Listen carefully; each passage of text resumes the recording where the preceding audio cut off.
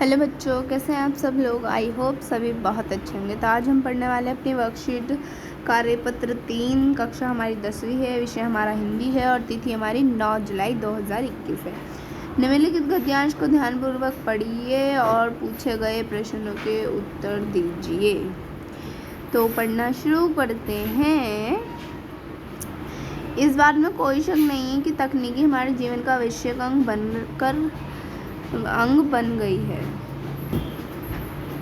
और इससे हमें बहुत लाभ भी हुआ है, किंतु इसका एक दूसरा पक्ष भी है। आधुनिक तकनीक की इस चकाचौंध में मानवीय संवेदना जिस तरह मजाक बनकर रह गई है, उस तरफ बहुत कम लोगों का ध्यान गया है। पहले बच्चे घर से निकलने और खेलने के बहाने खोजते थे। किसी तरह का मौका मिला नहीं कि मैदान की तरफ भागे। छुट्टियों के दिनों मैदान में पैर रखने को जगह नहीं मिलती थी।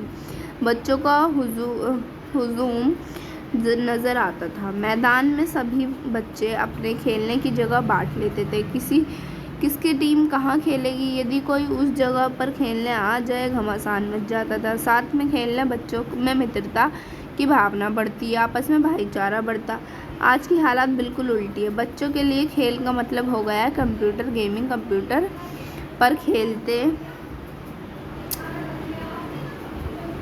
हुए पूरा दिन निकल जाता था। कई दिनों तक सूरज की रोशनी भी नहीं देखते। जब आपस में मिलेंगे ही नहीं तो मित्रता कैसे बढ़ेगी, भाईचारा कैसे बढ़ेगा। यदि किसी वजह से साथ में बैठे तो भी मोबाइल में लगे रहते हैं। एक दूसरे को कुछ कहना हो तो बोलने की बजाय मैसेज करते हैं, उसका जवाब भी मैसेज से मिलता है। घरों में पहले लोग साथ में खाना खाते थे, रात को पूरा परिवार साथ में बैठकर टीवी देखता था, एक दूसरे के साथ बात करते थे। यदि टीवी ना हो तो जाकर पड़ोसियों से बात करते। अब लोग बाहर से आते ही अपना फ़ोन मोबाइल लेकर बैठ जाते हैं।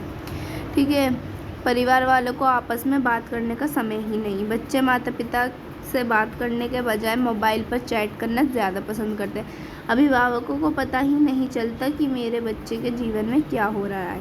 एक दूसरे के प्रति भावनाओं लगाव हुआ करता था।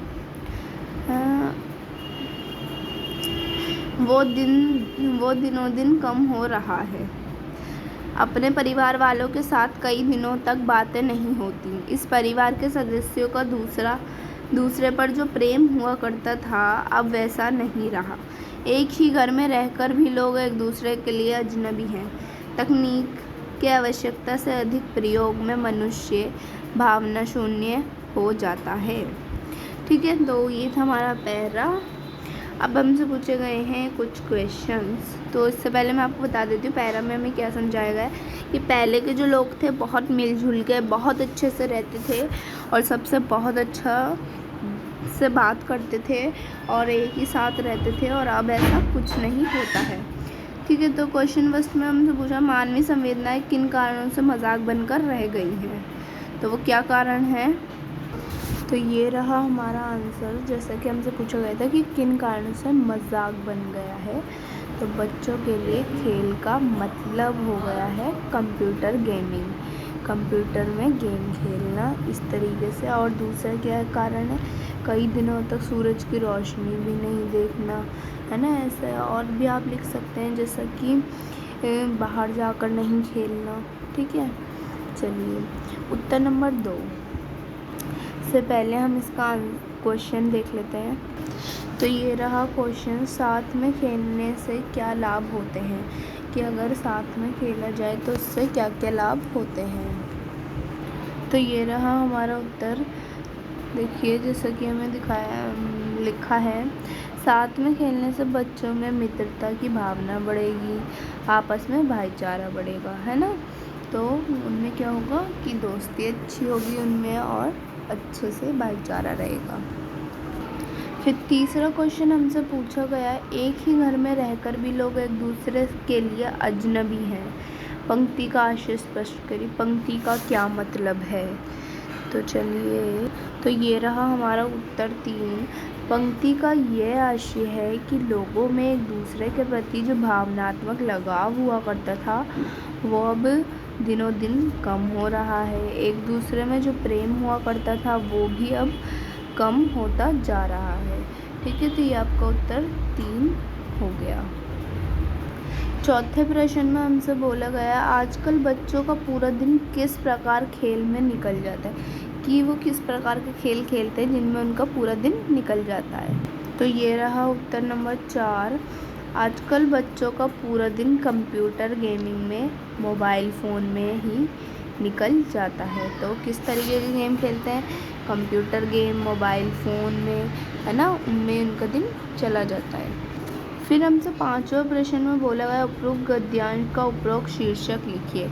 तो यहाँ पर हमें शीर्षक बताना है।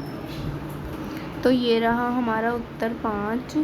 ठीक है, इस गद्यांश में हमें ये शीर्षक मिलता है कि हमें अपने घर में सबसे भावनात्मक लगाव रखना चाहिए, सभी से भाईचारा रखना चाहिए।